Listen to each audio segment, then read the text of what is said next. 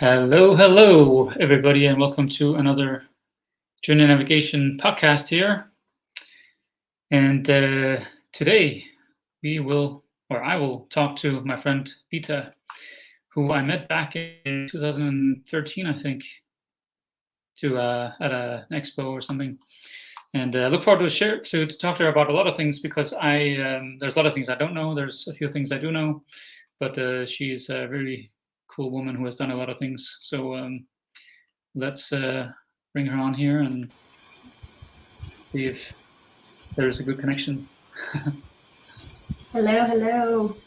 Thank you, Ian, for having me Yeah, on. we say hello to each other pretty often these days with the mastermind calls and whatever. So, but I'm curious because we met back in it was 2013, I think, in the spring or summer or something, at this expo.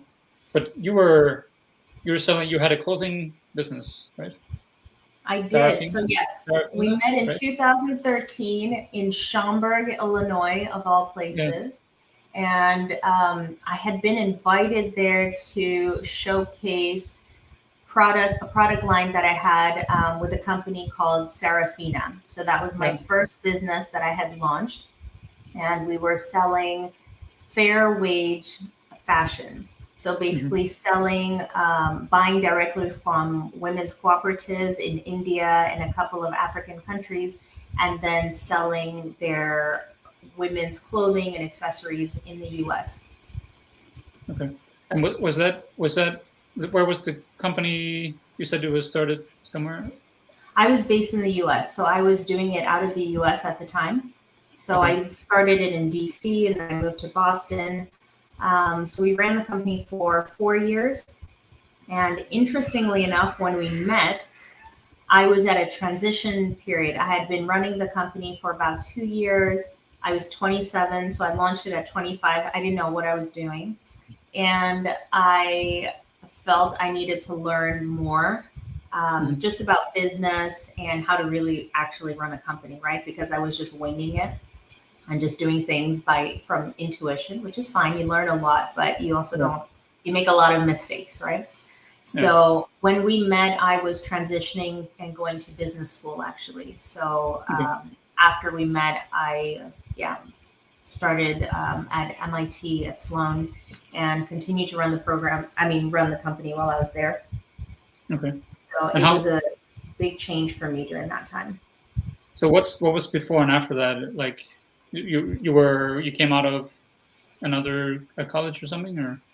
Yeah. So to give a bit of my professional background, I guess, when I finished undergrad, I had studied political science and Spanish, didn't end up using any of it, of course. But I went from that to working in international development. I am still very passionate about how do we better living conditions for everybody on this planet.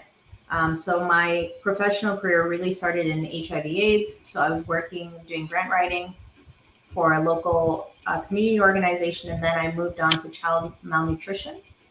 But I was always more involved in the management side than the actual technical side. So I care about all of those issues, but what I care even more is how do we manage programs and manage companies that can improve people's lives.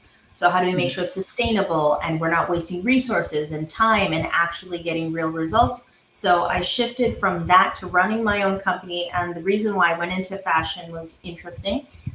One, I love fashion. I started designing my own clothes when I was like 14 or 15. I would make my own prom dresses. I mean, I love fabrics. I just love that creative outlet. But from more, I don't want to use the word humanitarian, but I don't know how to explain this. When I was working on the child malnutrition program, I was sent to Bangladesh for work, and I worked there for 6 weeks. And while I was there, Bangladesh has a lot of the factories that make our clothes. And it's low wage jobs. They're not very protected. And while I was there was a huge conference happening where they were petitioning for more rights and a higher wage. And I didn't know anything about the fashion industry in terms of the supply chain and how we treat people that are actually making our clothes. And when they won something like $50 or $60 a month. I mean, it was a joke. I mean, these are people who have families to feed. Rent is expensive. Cost of living is expensive. And I was so angry and just fired up at the situation. I said, you know what? I'm just going to do my own thing. I'm going to do my own thing. I'm going to work with women directly who I know are going to get paid well. And that's going to be my contribution for now. So so I kind of fell into this entrepreneurship thing and even fashion. It was more from the perspective of there's got to be a different way to do business, because moving the, fashion creative part out of it, fashion is a huge employer around the world. It is not a joke, the power that this industry has to do good if they chose to do it. Yeah. I know that we have a family friend in Bangladesh, and he knows a lot about that stuff. And you also, when you see, I think it's all the baseball hats in the US, or I don't know if it's all the sports teams, they get all their hats made there. And so you went out there, and then you started this Serafina after as a sort of came out of that. Okay. Yeah, so I came back to the States. I was still working at the nonprofit that I was with. And then the last year that I was there was when I was launching Serafina at the same time. So it started off, it was like a pet project. And then after a year, I started seeing that it was really picking up. And so I quit my job and started running it full time. Cool. And how was that experience? Very exhilarating and so tough. So tough. Because you go from being in a structured environment where you have a sense of what you need to do, right? There's structure to it. You come in during the day, it's an 8-hour day or a 9 or 10-hour day, how many hours you work. And you have these tasks that you have to accomplish. And you go from there and you have to create everything from scratch. So it's super exciting in terms of the creativity that comes from it, the learning that comes from it, because you go from, I feel like even when you're a nonprofit, in a way, it's a bit bureaucratic, corporate-ish, in that you have this, you have a job description and you just do this. And so your ability to learn is still within this, path that you're on. In terms of career trajectory and whatnot. And with entrepreneurship, it's like all of a sudden you have to learn about every aspect of the business. Like, how do I manage my inventory? How do I manage my logistics, the sales? So it was really exciting, but it is really tough. It's really tough because you don't have a paycheck coming in every month. And so when sales are good, you're like, wow, this is exciting. I'm a great, I'm doing the entrepreneurship. And when sales are not good because you made the mistake that Bita made selling skirts in winter time, you start asking yourself, am I unemployed or am I running a startup? I'm just being perfectly honest. And then there's all the self-limiting beliefs that come in. Anyways, I'm not trying to be a negative Nancy, but I do want to paint the real picture. No, I think it's also a real picture. It's a real picture that it's very up and down. So what I've been doing a lot of work on now is just working on myself and just my mental state and removing these self-limiting beliefs so that my journey now as an entrepreneur is way less up and down than it was when I was 25. You need a lot of mental strength.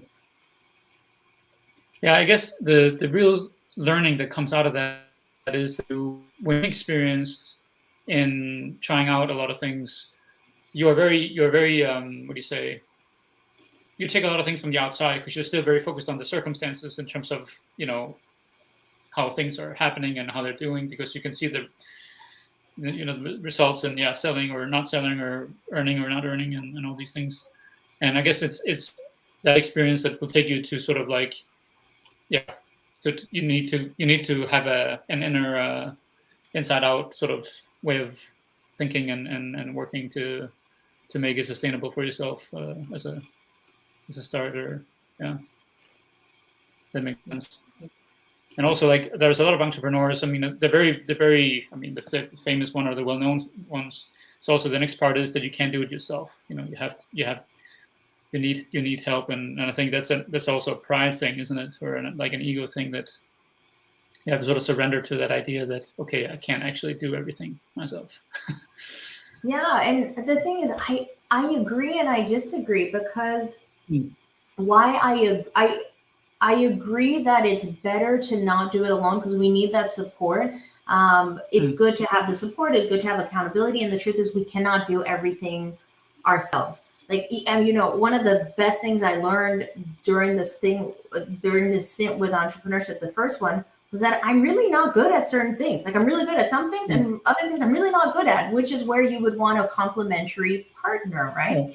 Where I disagree is I feel like it's like marriage, where everyone tells us we should be partnered up and married. It's wonderful if you found the right partner, and it's hell if you find the wrong partner. And I've had bad partnerships too, right? So I've tried both. And so that's why for me, this discernment of an alignment of complementary skills while sharing a similar vision and having a similar value-based system is really important. So that's where I disagree, because I mentor a lot of entrepreneurs now and they're like, oh, I should find a partner. And I'm like, no, if you find and when you find the right partner, I'm all for it. But don't think you have to do it, because that will also take you 3 steps back. Because I mean, get in a business partnership that doesn't work out, it's really painful when it doesn't work out. Really. I mean, that makes total sense. I mean, you shouldn't have a partner to have a partner. You know, you should have the right one, or where it makes sense for sure. So you obviously have you're a mom from the U.S. and you were born in the Ivory Coast, and then you to the U.S. So how was the journey from? Yeah, so we skipped 2 countries in between. So my father was from Côte d'Ivoire, so Ivory Coast in West Africa. And my mom is American, and they met here in Côte d'Ivoire. My dad had, funnily enough, my mom had come here for Peace Corps, and my dad had just come back from studying in the US, and then they met each other. So we lived here for 10 years, and then my parents split up, and my sister, and I moved to Pakistan because she got a job there. And my mom worked in public health as well, and my parents were also entrepreneurs. And anyways, so she left the company that they started here together and moved with an American company to Pakistan, lived there for 2.5 years, and then moved to India. So I was in India from like 12 to 18 years old. And that's when I moved to the US after that. So I really moved to the US as an adult. I am American because of just sheer virtue of my mom being American, and we would go to the States every summer. But I didn't really know or really understand the US until I moved there. Okay. That's also a big transition, wasn't it? Yeah, huge transition. And also because like you hear my accent and it sounds American. When I'm speaking with my Indian friends, or when I'm speaking to older people, there's like a slight little Indian accent that pops up. But for the most part, people just think I'm just 100% American. And so it was strange to move to the US. And I've been in international / American schools. So, I mean, I was, of course, familiar with the culture, but to move there, and then what was a struggle was not knowing how to really identify myself, because I didn't really fit into kind of the racial understanding of the US and whatnot. So that was hard, just trying to figure out where I fit in, because all of my schooling growing up, it was so diverse. I mean, I've had a Korean best friend, I've had Indian best friends, I've had white American best friends, I've had black, it's been so varied. And then you get to the US, and as much as a melting pot as it is, it's super segregated socially. And I just didn't know where to fit in. So I hung out with the Indian kids, and then I found the African kids. And so that was really hard. Also, because growing up here, we're told that you're mixed. Like there's a word for it, it's métis. So same with Latin America or in Brazil, you're mestizo. And so, I would grow up, you told me I'm mixed. And then you move to the US, and you, as a black person, to say you're mixed, like that's a no-no. Well, nobody told me that. Like my white American mother did not know that, and then my black African father, he's got nothing to do with that. So it was really confusing, very confusing. Yeah. Well, countries are like probably as opposite as they can be to the US almost in terms of how they work. And like I remember Bangladesh as the most chaotic place I've ever been in my life, I think. That's one thing. And I mean, I say that because it's probably similar to India. I've been to India only a month, but probably very similar in how they work. But yeah, the US is streamlined, very streamlined comparison. Very streamlined, yes. Yeah. No. But I did enjoy it. I ended up living in the US for about 10 to 12 years and was traveling kind of back and forth. I definitely miss it. I moved, I left after school, so in 2015. And yeah, I miss it. You know, I think when you're in one place, you always look at the other places, right? There's always pros and cons everywhere you go. Yeah. But I miss the structure there. I miss like there's a certain ease of life and just getting things done that I miss. So, and of course my friends that are there. Yeah. Well, you have friends all over then, don't you? I do. My friends are everywhere. So it's funny. Even like I got married like in 2018. And even with that, I was like, well, where should we do it? Because he's the same way. He has friends. Like he lived in the US for 20 years. He grew up here. Our friends are everywhere. So even like I can't wait until the day, if it's possible, to actually be able to get like all of my best friends all in one place. I don't know if that will ever happen though. And what about family? That must be the same then?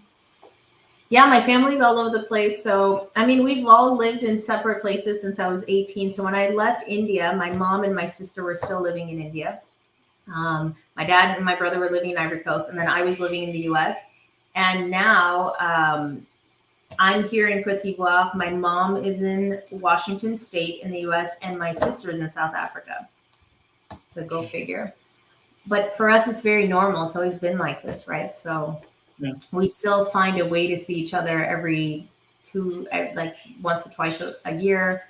So we make it work. Well, the good thing that you're in Africa is because I really want to go and explore Africa at some point, you know, because I think it's such a, I think it's just I don't know much about it, but I have a sense that it's just a really amazing place. It is. It's super rich in history. It's so diverse. It's so incredibly diverse. I mean, within one country, there's so much diversity. I think just in Cote d'Ivoire, we have like 60 different ethnicities and different languages that are spoken. I mean, it's just fascinating. There's so much to explore. There's so much. And also the values are, I mean, my sense is that the values are so different and so much more pure or like visible maybe. I think so. I also used to think that until I moved back here. We've definitely been corrupted by the West. I think that there were, and I think it's happening more in my generation than the previous generation. So, you know, when you think of different, well, first of all, like I said, it's so freaking diverse. It's hard for me to even say African values because like each ethnicity has their own set of values, right? But let's just say like as a monolith for the purposes of this, like a lot of times you think, okay, well, African values, you think more like community versus just the individual and whatnot. And our traditions are so rich. And I think because they were passed on orally versus being written, they've survived this long. So we're always told that like, well, you know, it wasn't as sophisticated as the Western one because they weren't written. Actually, they've survived this long because they weren't written. People knew they had to remember them. So we've had these like beautiful values of just like community.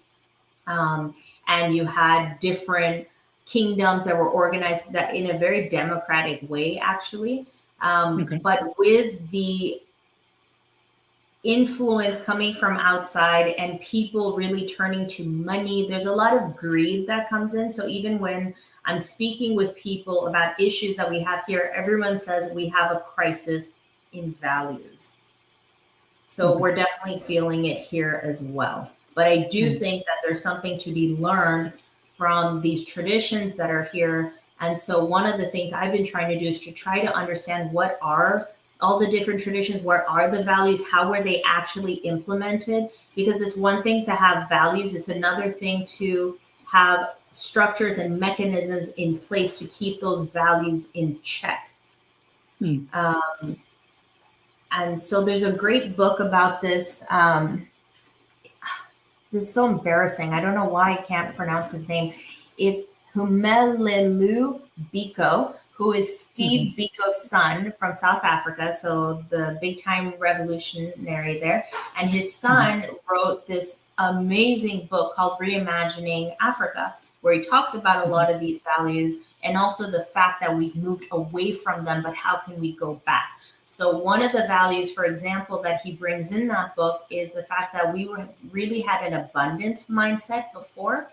And one of the reasons is, I mean, the land is so freaking fertile here. Like I literally like threw out my watermelon seed just in my backyard, and watermelon started sprouting without me doing anything. Like just put it out there. It's so fertile, right? And so with that brings an abundance mindset, because you're not hoarding food, knowing that, you know, there's always going to be food coming in. Of course, I know I sound stupid saying that with all the famines that have happened in certain African countries, but let's just think generally. And what they said is that the Anglo-Saxon mindset was more of a scarcity mindset because there was winter, right? So you had to, during harvest, save and, you know, understand that there would be scarcity during winter times. So you're saying just these type of things have really affected us, like in a very profound kind of psychological way. And even now we're turning more to a scarcity mindset, but it's not our natural mindset. Okay. So what are the main differences between, say, the West or the US and then where you are, or what your experience of Africa is in terms of just, I mean, of course there's a lot of differences, but I mean, what are some of the core ones that are easy to that you just very easily see when you sort of go back and forth? So I have a hard time with this question because I think about it all the time. So I'm wondering how to answer it in the best way. Listen, for me, I feel I've experienced two different Americas. The majority of my experience was in cosmopolitan cities. So I lived in New York, Boston, DC. And that's a completely different experience than what I've experienced, say, going back home where my mom is now in Washington State, where people know their neighbors, people spend time with their families, like they haven't been ripped away from their parents, where they only see their families like at like Thanksgiving and Christmas.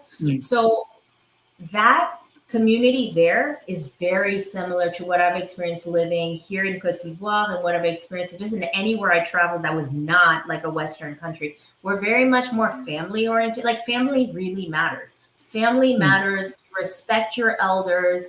The community matters. And I feel like and that's why I don't want to say as a monolith in the US, because I think rural America still has it, right? I think they still have it. I think family still is important. You still put that forward. And that's been a huge difference. It's just, I feel like in the other places, it's very much kind of like me about my job. And I was like that as well, right? I mean, I need to go to work and all that. And when I come here, it's not about you anymore. It's not about you as the individual anymore. It's about your role in the family. What you can contribute. Yeah, I mean, and it's about respecting your elders and the traditions and just kind of like your place in the family. And I think that can be really beautiful. It can also be abused, right? It can be, so there's two sides to that as well. So that's why for me, I have a hard time because sometimes I'm like, is the one in the US better than what it is here? It depends. It depends on like is within the family, is everyone behaving based on a social contract? Do you respected the elders before because the elders were wise, right? And were teaching us things about the different things that might come up in life and all that. Now, if the elders are not carrying their end of the stick, do we still do the respect thing and just pretend we don't see what happened? So that's why I think these values discussions, it's true that we have them all these places, but I think what's even more important after the values is, are we actually living them?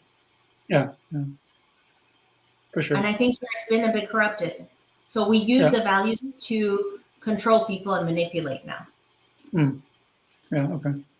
It's just interesting to, I've spent a lot of time in the US, so I have a good understanding of that mentality, and but I have yet to experience Africa. So but I look forward to that someday.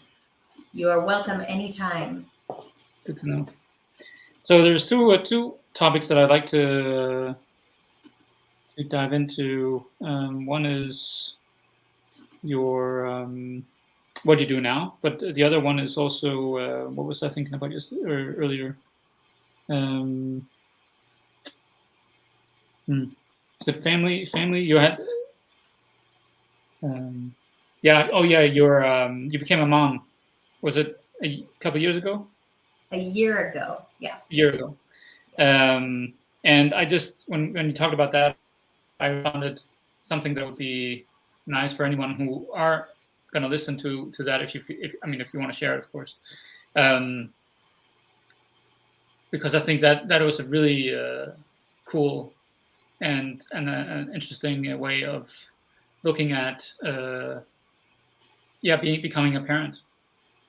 That was inspiring when you shared that, and how that the whole thing sort of started as a a spiritual seed at some point, and then literally became what you envisioned, or you can of course share better than I can. So Awesome. Well, this is a long story, so you cut me off if I need to fast forward and get to the gist of it. But I kind of want to paint the full picture. So interestingly enough, I'm telling you, when we met was a real transition point for me, because 2013, we met in, I believe it was around May. Because I think after we did that, I went to Kenya for work or something. So I think it must have been around May.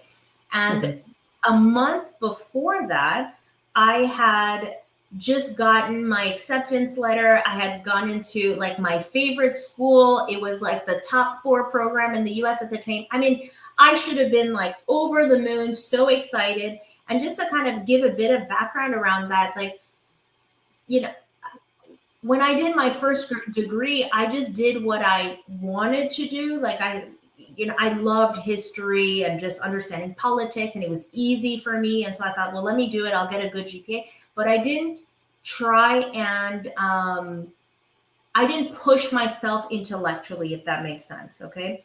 And when I came out of school, I thought, well, is that really the degree? And I'm not saying that's not it's not a difficult thing in general. I'm just saying for me, I went with what came most naturally to me and what it came easily to me. I didn't push myself.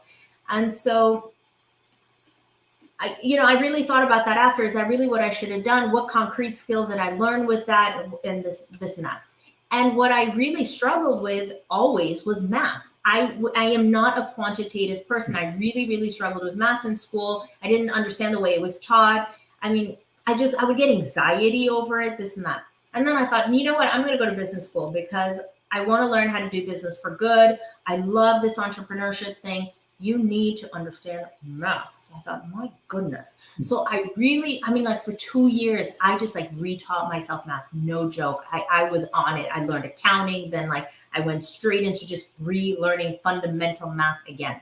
So work my butt off, finally get into the school I want. I get I get a scholarship as an entrepreneur so that I can continue to run just crazy stuff. Like I should have taken a loan, but no. It was like the universe was like, you know what, we're going to get you there. We're also going to give you scholarships that nobody gets, by the way. Like nobody gets a scholarship to go to business school. Like it's a very, very small thing. So like the odds of it happening. And then I found out that I got it. I was happy that day. And then the next day it was like, next. And that's when I realized about the mind and this thing of desire and goals when it's ego driven, right? And so right before we met, I had taken my first trip to an ashram in India. So I had gone to an ashram in South India, in Kerala, with my friend Sona, who you met at the convention as well. And I'm sharing all this because it's all linked to the baby story. Anyways, so went to India because I thought something's wrong with you. Like, why are you not happy? If you're not happy with this, you will never be happy. Something is wrong with you, right? So I go to India, and of course, I grew up in India, so it's not such a big deal that I went to India. But for me, Bita, to go sit in an ashram, never been done before, was not on my radar of things to do. Like I'm the one who shows up in with my laptop and my this, and I was like, I don't want any of this. Is not me. This persona that I've created is making me miserable. So there I end up in India, in the retreat, and I lasted a week. I was planning on 10 days, but after a week I cracked. It was too much for me at the time. So was that a 10-day? No, it wasn't a Vipassana. I had just budgeted in my head that I would stay for 10 days, like, just planned it. Okay. So it didn't disrupt anything that I left. It's just, after a week, I literally cracked. I was like, it was like me trying to move away from my persona, but my ego still being somewhat in control. And so while I was there, it's like some part of me just kind of cracked open. I just cracked open. And I think it definitely had to do, it's a really rigorous program. So like you wake up at 5:30, you meditate for an hour, then you're doing bhajans and you're singing devotional songs. You do 4 hours of yoga a day. It's really intense. And when I was there, I really started feeling, it's like I started getting in touch with like a higher power. I don't know how else to say this, but definitely I felt like the Hindu deities and like the Saraswati energy, right? The energy of creation. And my middle name is Sahan. It comes from Saha as well. And so, and I love to sing. So I was really getting in touch with this energy. So anyways, after I left, I left, and then that's when we met, right? But there was still part of me, I was like, no, shut this off. I need to go to business school. Like I got into business school. No, I don't have time for all this spiritual stuff. I need to just go to, okay. So I go to business school. The entire time I'm there, I start feeling this kind of Saha energy. And then I start having visions that I'm going to have this baby and I need to call her Saha. Like it's so clear. And to the point where I was dating someone at the time. And I remember asking the question in meditation. I said, is he going to be Saha's dad? And they said, no. I said, well, gotta break up. It was like, it became the decision maker for anybody I was with. It was like, if you're not going to be Saha's, I'm out. And I wasn't one of those girls. I was like, I'm going to put a ring on it and get married. Really, no, I don't care. I was going to try to just live my life, but I knew this baby was going to come. And I would see signs everywhere and like Saha written. And I remember once even I was like going by a tree and something told me to stop the tree. And I thought, my goodness, this is what happens when you start opening yourself too much. The trees start to speak with you. I thought I was losing my damn mind. So I stopped at the tree and there I look and there's Saha, not written with an H, by the way, which is the popularized form, Sara, the way with a star. And I thought, you know what, universe, I get it. Fine, this is going to happen. Fast forward 7 years later, I meet my husband, and he won't like that I'm saying this out loud, but let me just say it for pure transparency. When we were like starting to have some issues or fighting, every time I'd be like, is he Sal's dad? Just to check. I don't get the answer yes. And I was like, oh my gosh, okay, this is cool. And so, we got married, go through with it and whatnot, and then I get pregnant. And I remember asking, I was like, is this the baby? And in meditation, I heard, I'm coming. And so I feel such a strong connection to this baby girl. I don't even know how to explain it. And I think what's been so cool about this is prior to her coming, I started my own kind of self-development and spiritual journey, I would say, when I was like 19, right? And wanted to do work on myself to really understand what my patterns were. What did I not want to recreate? What kind of family would I want to, what kind of person do I want to be? What kind of partner, what kind of mom do I want to be, this and that? And I did a lot of work, but then I stopped. And when baby came, I've had like a year, I feel, and even before this, like, I feel like as soon as I got pregnant, it's been like, 18 months of just working on myself. Like, what are ancestral patterns that I'm noticing, even when I'm with her? If there's thoughts I'm having that I feel that are like really not of my own, like I'm carrying energy that's not of mine, how do I go about clearing it? And just understanding and respecting that we come in with so much karma, right? And then we accumulate so much karma while we're here as well. And so my spiritual teacher always says that, we come in, and back in the day, it was known that we were clear, say like 90% of the karma, right? Like it was a lot of like the mother or the aunties or the grandmas that would clear this. And then the kid would just be left with 10% to learn whatever lesson they need in this lifetime. We come in with like 100%. Nobody removes it for us.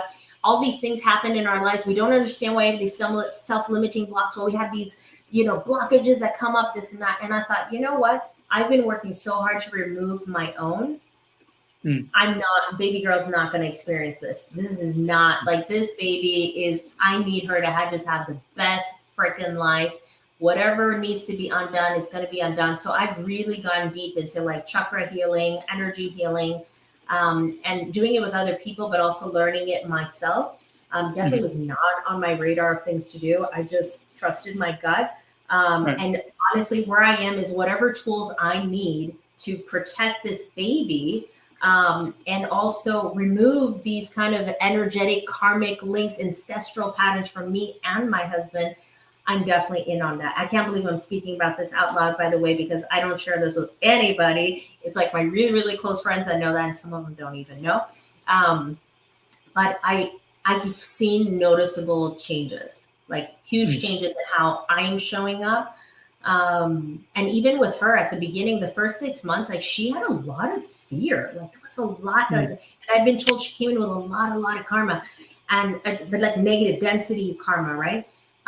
For the first 6 months, she just had a lot of fear. It would be at like, at the time of day where it goes from day to night, she would just be screaming for no reason. And I would light a candle and she would stop screaming. It was the oddest thing. So she doesn't have anything like that. So, for me, it's like whether we believe in the energy or we didn't, I don't care what we believe in or whatnot. Like I've literally witnessed these changes. Right. And, other people would tell me, well, leave the baby alone. Just leave her alone. She'll learn to just self-soothe. And my gut was like, no, there's something else going on with this baby. This is not a self-soothing issue. So babies pick up on energies. They know what's going on. They just can't vocalize it. So the vision that you sort of had, or the intuitive notion or whatever it was that sort of the manifestation, like the experience of the pregnancy and then the birth of her? Was that the manifestation of that intuition, that sort of energy? I believe so. But is that how you experienced that? Actually, that intuition actually became like the experience of that whole thing. Actually, it was the manifestation of what you had, been sort of intuitively felt before that. So in the vision that I had, and I would have it it came in multiple times. I would see it in dreams. I never saw what I'm living now, if that makes sense. But there was this vision that I was going to have this baby. And that I had this extremely strong connection with her. And it's really, I guess, full transparency, because why not? I'm all about being authentic these days. I think the vision came because I was really unhappy.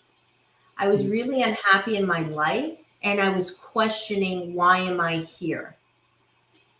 Because I felt that I had everything, from a material perspective, from a career perspective, like all the doors were open for me. I could live a successful life, whatever that meant.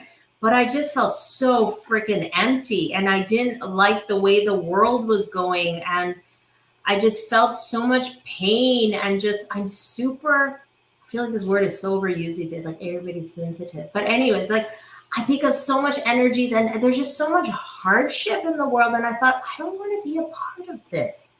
And I think I had to see that vision to know that something about that was going to anchor me and just kind of like keep me here from myself. Do you see what I'm saying? Because I had more to do in the world, if that makes any sense.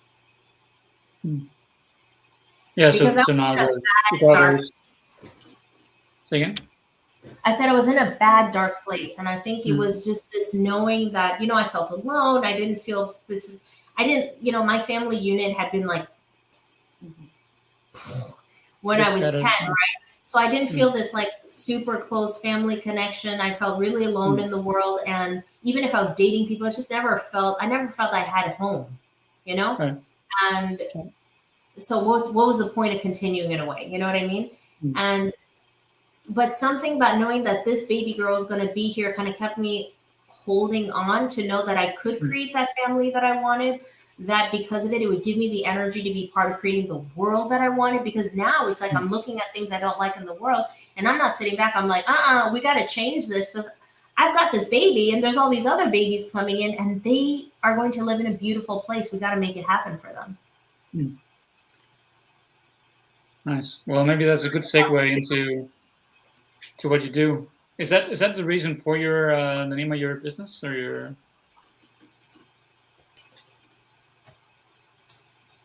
I think the reason for so I have to give credit. My husband came up with Envision. So Okay. credit goes to Amadou. There you go, Amadou.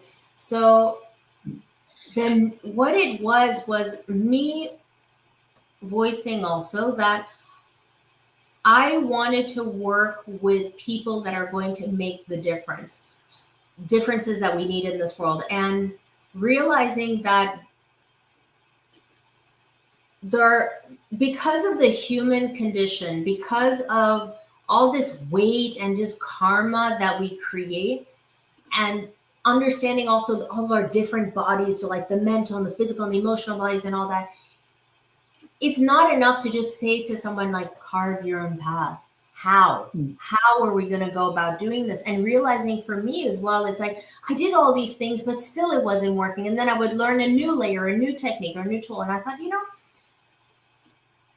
and I'm still continuing, by the way, I'm still learning new tools. I still get blocked and all that stuff. But how can I put what I've learned to help other people that want to make a difference get their work into the world? So it's people that have a vision, but the vision that they're doing, it's an inner vision. So even when I do a Finding Your Purpose workshop, for example, I'm not the one that's finding your purpose. You know it. It's your inner eye. You know it. It's that voice inside of you. And so all I'm doing is providing a framework to help bring it out of you, vocalize it so we can put it on paper so you can now move forward. So it was about turning inward and using that inner vision instead of always being focused so outwardly, which I think we're trained to do from society from really, really early on.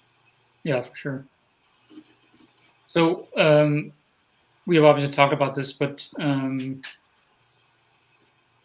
so the things you do is basically connected in some sense. I mean, you help people get clear on their purpose, and then to design a way to get there or to manifest it. And how would you say that that's what is it that people maybe are struggling with, and what are they leaving with after you've been through a session, because you have had some pretty good experiences, or some where people have really blown up with what they're doing? So yeah, there's been some great testimony, and I love it when people come back and they say, oh my goodness, I started one of those activities, or I got into that school, or I graduated. And I had one just 2 weeks ago. It's this young friend of mine she's also like a little sister to me, who just graduated from the program she wanted to get in. And she, when the trajectory that she was at the time was very different at the time. So it's just really cool when you see the results and it happening.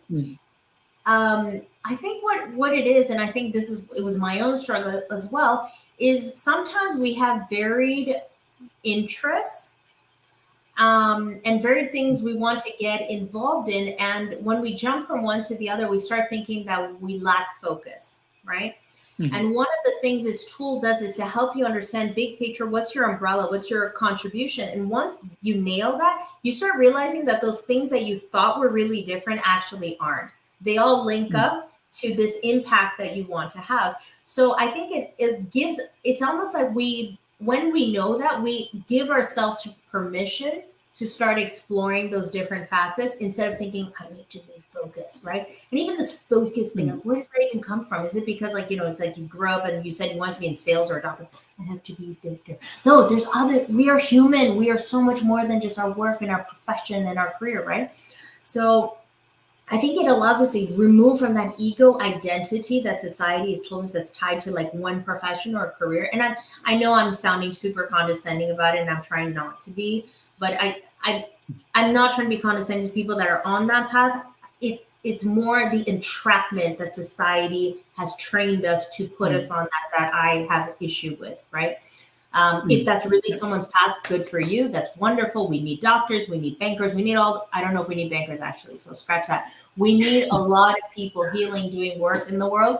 So it's all good to be focused, but we're so much more than just that. It's more than just your work, right? So finding your purpose is a lot more than just your work. It's kind of complete what are activities you want to be in part. So someone said to me recently, one that was helpful. The other thing that was helpful is seeing what you want to do on paper versus having them in your head. gave her the conviction that she can actually do it. She said, you made it real for me. So it no longer seemed like fantasy. It seemed like an actual goal I can attain. And that just makes me happy. That makes me happy. Like, because I think we need dreamers in the world, but more than that, we need dreamers who execute, right? Because an idea is an idea is an idea until you actually do something. Yeah. Yeah. So how have you, what have been a really good example of that in terms of somebody who were struggling with a certain thing, and then they talk to you, and then the outcome is something amazing? Yeah. Okay. So I'll give one example. I won't use names because I don't have the permission necessarily to share that. But no. She's honestly my best friend. We've been best friends since we were 12. And she's an incredible writer. She has this capacity to understand esoteric material and like bring it down to like layman Bita level so Bita can understand. I mean, and she's also this third culture kid. She's lived in all these different countries and experienced different religions, and she sees the common thread in all of them. I mean, she's just so freaking bright. And she didn't work in that. So for a long time, she was working on other things, this and that. And she came to me and said, I don't really know what to do. Like, I don't want to focus and have a career in these things necessarily. I'm feeling kind of at a loss. I don't know if I should do nonprofit work. What do you do? So it was actually in speaking with her that finding your purpose came about. I basically looked at different frameworks that I knew and put it together to do this exercise with her. So I wasn't trying to come up with a tool to like work with other people. I was just trying to help my friend out. And so we put this together, and she is also someone who is an incredible moderator. She has a way with words. Like you hold the space so beautifully and you keep the conversation flowing. I would have a hard time doing that, to be honest. I speak a lot, but I would have a hard time holding the space and keeping the conversation. I'm just being perfectly honest. She has this beautiful ability to do the same. And so we've always told her, like, you're going to be the Oprah of India. Like, you're going to have a TV show. You're going to have this and that. I mean, we always just saw it because she could talk to just anybody. Like, she could talk to like a wall and it would still be interesting. I don't know how she does this. So anyways, so we did the exercise, and out of it, she said, yeah, I want to get myself out there. I need to start interviewing people. I want to go deeper on the spiritual knowledge. And she was very big on wanting like some kind of accreditation, not just like, oh, I've read a lot of stuff, which I thought was enough personally. But anyways, she really wanted that. And so she went from, at the time she wasn't really working. She was doing some writing for some people, but just not really.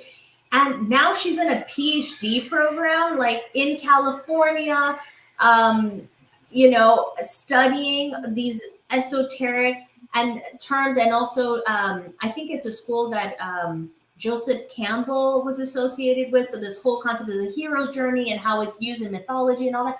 And she is just glowing and so happy. And this is a woman, by the way, who did not like school before because she doesn't fit in the cookie cutter thing. But she's so passionate. She's so passionate. She started her show. And I'm so proud of her. I'm so proud of her. It's really and all it took was one session or one hour and a half. Hour and a half. And what we do also is, apart from the finding your purpose, is also if someone has an activity that they want to further develop and turn into like an NGO or just a project or a business, it's mostly entrepreneurs that come to me. I do help them think about it more strategically. So with her, for example, I did work with her on like a high level plan for, how could we go and like, who's your target audience, for example, for this show? Where do you want to market it? This and that. So really thinking through the hows of it. So we do that as well. But I do believe the initial big thing is really this finding your purpose. And I think what it is we always know what we want to do, but if it doesn't fit into what society thinks we should do or that makes it's the obvious, I can turn this into a career and make money. We don't really want to listen to that. We think we're being irresponsible or frivolous, but that's what makes our soul alive. So there's something about putting it in writing, and then also showing people that like you could have a legitimate business or activity with this, that I think it gives us permission, like I said before, if we're ready to take the. Yeah, and I think it probably also has something to do with self-awareness or whatever, just getting some feedback. Because I heard once, I don't know if it was Tim Ferriss who said it or he got it from somewhere else, but that we already do what we want to do, because that's what we do most of the time. But it might not be structured, or it might not be totally focused or clear, or we're already doing something of that nature, but it's not. We're either limiting ourselves, or the grand vision or whatever is not clear enough, or so that's also why it's maybe really, really interesting that it maybe doesn't take much more than 1 or 2 sessions or something from someone who actually know how to ask the right questions or whatever for that one to wake up to what they already know. So it kind of makes sense.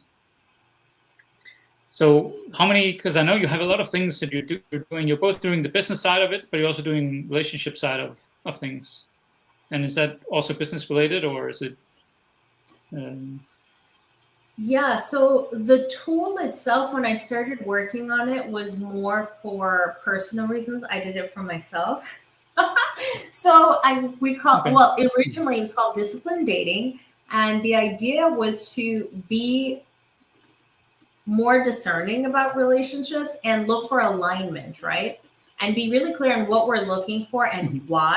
And also doing the previous questioning on ourselves of like, where are our wounds? So why are we drawing people to put more salt in our wounds? Or are we drawing people that are loving us for who we really are and are appreciating the gifts that we bring in, right? So, and then there's the evaluation tool itself, which is my favorite part. So originally it was for romantic relationships. And when I started sharing it with people, people said, well, some people could use this for friendship. And then I thought, well, you know what? We could use this alignment tool for businesses as well. So partner compatibility. So I now host a workshop for business partners. So it's usually one partner that'll come in and say, well, what do you think? And I don't want to give my opinion on someone because it needs to be objective. Because then if it works, great. But if it doesn't, then it's on me, right? So everyone does finding your purpose at the beginning if it's a business. So imagine that. You bring in a partner, you do finding your purpose. I can, just from there, I can tell when people are going to start off together and eventually break off. And it doesn't have to be a dramatic break off. But if you can see where like they have that similarity, but this person's vision is to do something completely different in the long run. So then at least you know that. Again, you don't need to be dramatic about it. And if there's no alignment there, then like, why are you working together, first off? So the finding your purpose, I think, brings a lot of clarity. The second thing is to do the relationship tool with the main partner who's come to me to say, what are you looking for in the business partner? And now evaluate, does this person meet the criteria that you wanted? And if they do, go ahead. If they don't do it. Otherwise, all we do is use just our gut. And I'm all for using my gut, but sometimes you want to be nice. And so you overcompensate. Oh, but it's not a bad person. No, none of that. Either the person adds up to what you were looking for or they don't. There's nothing, there's no emotions about it. I'm sounding really harsh, but I just think a lot of relationships break up because y'all had no business being together for business, romantic, or friendships. There was no alignment. But for whatever reason, we don't discern and we get ourselves in situations we don't need to be in. If I had used this tool with my former business partner, I would not have gone through with it.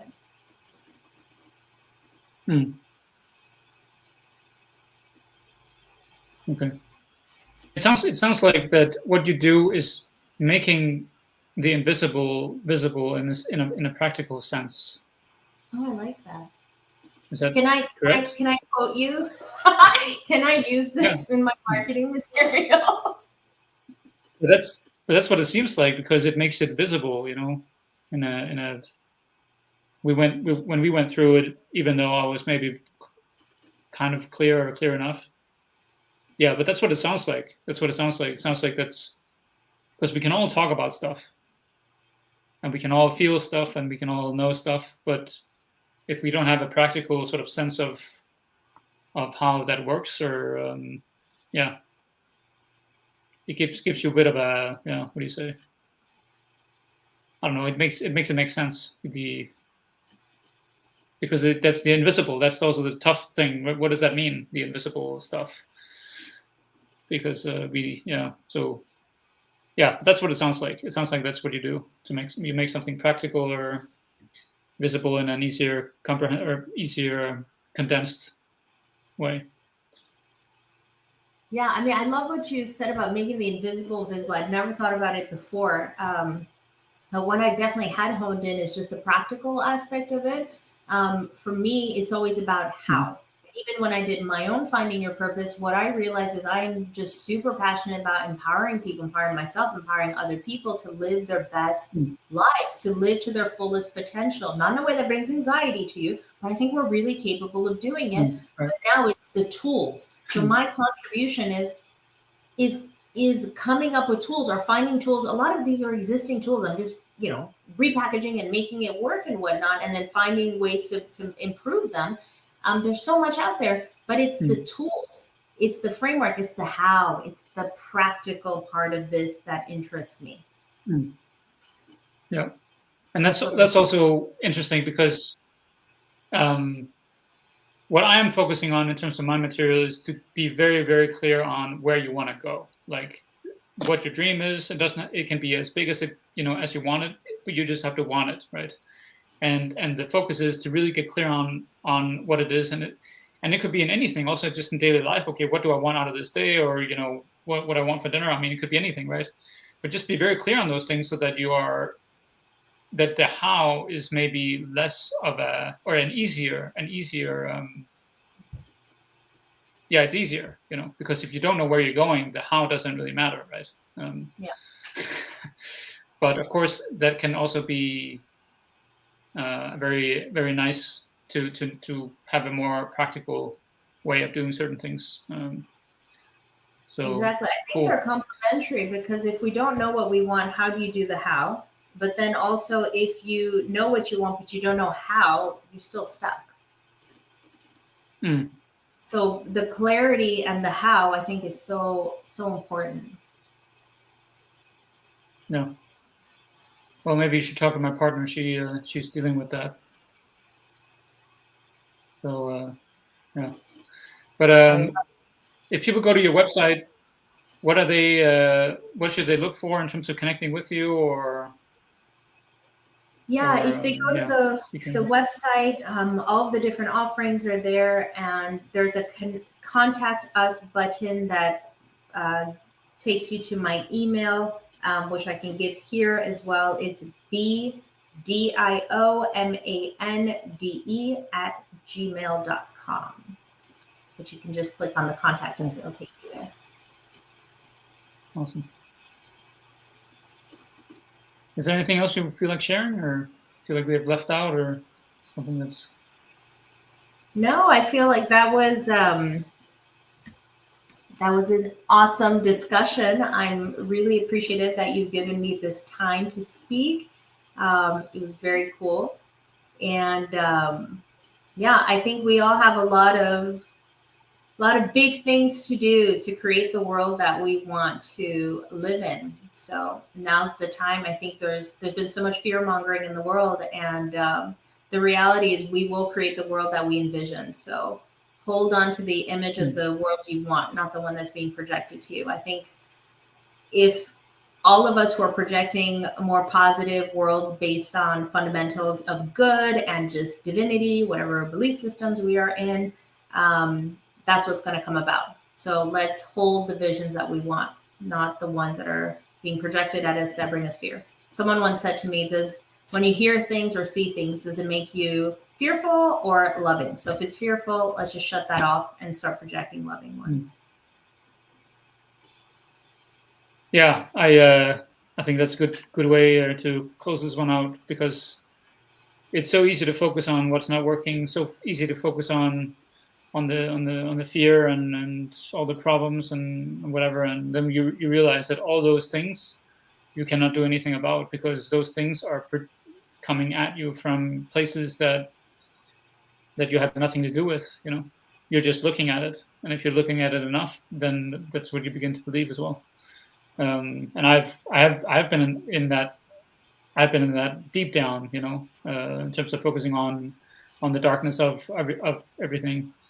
But when you realize that all you can do is live from the inside and out, and to only be in control of what you can influence, that's a big deal. So yeah, I think I look forward to see what we can do together as we go forward, because I think that we have started something cool with our little mastermind group and so on. So,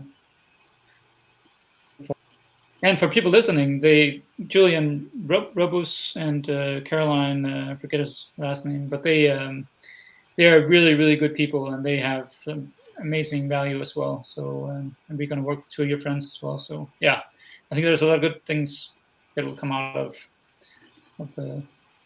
our connection here. So I appreciate that as well. Yes, definitely. Cool. Well, if that's it, then I will start the little intro or outro here and say thank you for being on. Sounds good. Thank you. Welcome.